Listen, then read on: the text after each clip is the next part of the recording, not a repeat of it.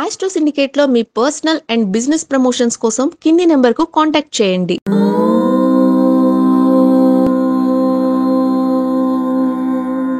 ఓం శ్రీ గురుభ్యో నమః. హరి ఓం.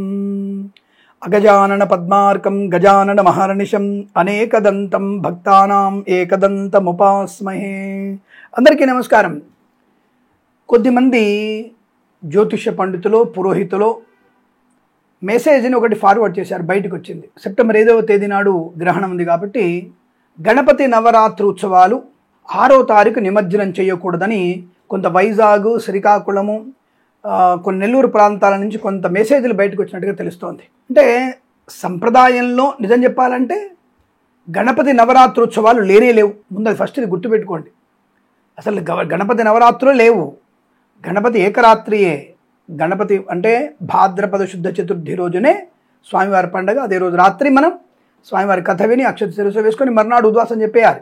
మరి ఎందుకు వచ్చింది ఇక గణపతి నవరాత్రులు అంటే, స్వాతంత్ర్య సంగ్రామంలో ఈ బ్రిటిష్ దౌర్జన్య దరిద్రులు కొంతమంది, అంటే అందరూ బ్రిటిష్ సంబంధమైనటువంటి వ్యక్తులందరూ కూడా దరిద్రులు మన భారతీయుల్ని ఒక దగ్గర రావడానికి ఇబ్బంది కలిగించేవారు. అంటే ఒక రకంగా 144 సెక్షన్ లాగా ఉండేది రోజు. అటువంటి సమయంలో మహారాష్ట్రలో శ్రీ లోకమాన్య బాలగంగాధర తిలక్ గారు తను ఒక మంచి ఆలోచన చేశారు. ఏంటంటే, ఇలా మనం ఒక పండగ కారణాన్ని పెట్టుకొని ఆ వంకతో ఈ స్వాతంత్ర సమరయోధులందరూ కూడా కలిసి ఎటువంటి కార్యాచరణ చేయాలన్నటువంటి తపనతో శ్రీ బాలగంగాధర తిలక్ గారు అప్పటి సమయంలో స్వాతంత్ర సమర సమయంలో మాకు నవరాత్రి ఉత్సవాలు ఉన్నాయి, గణపతి 9 రోజులు ఉంటాయి మాకు అని చెప్పేసి బ్రిటిష్ వారికి ఆర్జీ పెట్టేసి, సరే మీరు 9 రోజులు మీ పండుగ మీరు చేసుకోండి అని చెప్పేసి వాళ్ళు పర్మిషన్ ఇవ్వడం. వాడు మనకు పర్మిషన్ ఇవ్వడం.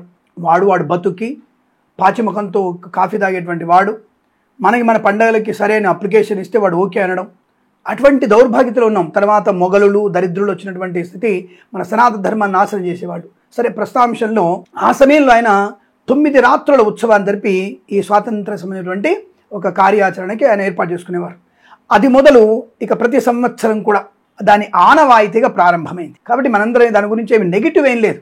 9 రోజులు హాయిగా చేసుకోవచ్చు. ఎందుకంటే మంచి పద్ధతి, మంచి చుట్టుముట్టు ఒక మంచి సుహృద్భావ వాతావరణం, అలాగే మంచి భగవంతుని పాటలు వినడం, సంప్రదాయము, ఇలాంటివన్నీ కూడా బాగున్నాయి. కాబట్టి ఎవరు దాన్ని ఆక్షేపించడం లేదు. కాబట్టి చేసుకోవచ్చు, దానికి ఎటువంటి దోషము లేదు. అయితే ఇప్పుడు కొత్తగా ఇటువంటి నవరాత్రి ఉత్సవాలే లేనటువంటివి స్వాతంత్రం కోసం మనం చేసుకుంటున్నాం. అది ఆనవాయితీగా పర్వాలేదు. దాన్ని తీసుకొచ్చి ఒక ఆయన దాన్ని విశాఖపట్నం, శ్రీకాకుళం, నెల్లూరు ప్రాంతం వాళ్ళు, లేదా కొంతమంది తెలంగాణ ప్రాంతంలో 7వ తారీఖు గ్రహణం కాబట్టి 6వ తారీఖు మేము నిమజ్జనం చేయకూడదు. ఎవరైనా సరే నిమజ్జన కార్యక్రమం అనేది కాస్త ఆనవాయితీతో స్టార్ట్ అయ్యి అనంత పద్మనాభ స్వామి వ్రతం అంటే ఇప్పుడు భాద్రపద శుద్ధ చతుర్దశి రోజున, అంటే పౌర్ణమికి ముందు రోజున మనం ఉద్వాసం చేస్తాం స్వామివారిని. కాస్త మంచిగా బ్రహ్మాండంగా బ్యాండ్ మేళాలతో స్వామివారిని ఊరేగింపుతో నిమజ్జనం చేసే కార్యక్రమాన్ని గత 100 సంవత్సరాలు జరుపుకుంటున్నాం. ఆనవాయితీని మనం కంటిన్యూ చేయొచ్చు, నో ప్రాబ్లం. అది అనంత పద్మనాభ చతుర్దశిలో చేస్తారు. అంటే ఈ నెలలో, అంటే భాద్రపద మాసంలో సెప్టెంబర్ 6వ తేదీన మనకి అనంత పద్మనాభ స్వామి యొక్క చతుర్దశి రావడం, ఆ రోజు నిమజ్జన కార్యక్రమం ఉంటుంది. ఆ రోజు హాయిగా చేసుకోవచ్చు. 7వ తేదీ వచ్చేటువంటి గ్రహణానికి 6వ తేదీ వచ్చేటువంటి నిమజ్జనానికి లింక్ పెట్టి బోడగొండుకు మోకాలకు దారం కడుతున్నట్టు వాడు. కాబట్టి మీరు ఎటువంటి మానసికమైనటువంటి పైత్యాన్ని పెట్టుకోకుండా హాయిగా 6వ తేదీ నిమజ్జనం చేసుకోవచ్చును. అయితే మనకేంటంటే ఇక కొద్దిగా మనం వేస్తే ఇంకా పెద్దగా అవుతున్నట్టుగా నవరాత్రి ఉత్సవాలంటే 9 రాత్రులు అయిన తర్వాత 10వ రోజు తీయాలి. ఇంకా మనోళ్ళు దాన్ని తీసేసి 11వ రోజు వరకు పొడిగించి, కొంతమంది 13 రోజు పొడిగించి, 15 రోజు పొడిగించి మాత్రం మంచిది కాదు. ఇక్కడ ఒకటి మాత్రం నిజం, గ్రహణ సమయం లోపలనే అంటే 6వ తారీఖునే మీరు తప్పకుండా నిమజ్జనం చేయాలి. 7వ తేదీ గణపతులు ఉండకూడదు. ఇది క్లారిటీ. ఉన్నవి పనికి రావు. స్వామివారికి నివేదన కుదరదు. మర్నాడు స్వామివారికి ఉద్వాసన సమయం అయిపోయింది కాబట్టి ఎట్టి పరిస్థితులకి మళ్ళీ పూజాదిక కార్యక్రమాలు ఉండవు. అంటే 6వ తేదీ 13వ తేదీ 1 మంత్ పెట్టుకుంటాం, మాకు ఆచారం ఉంది.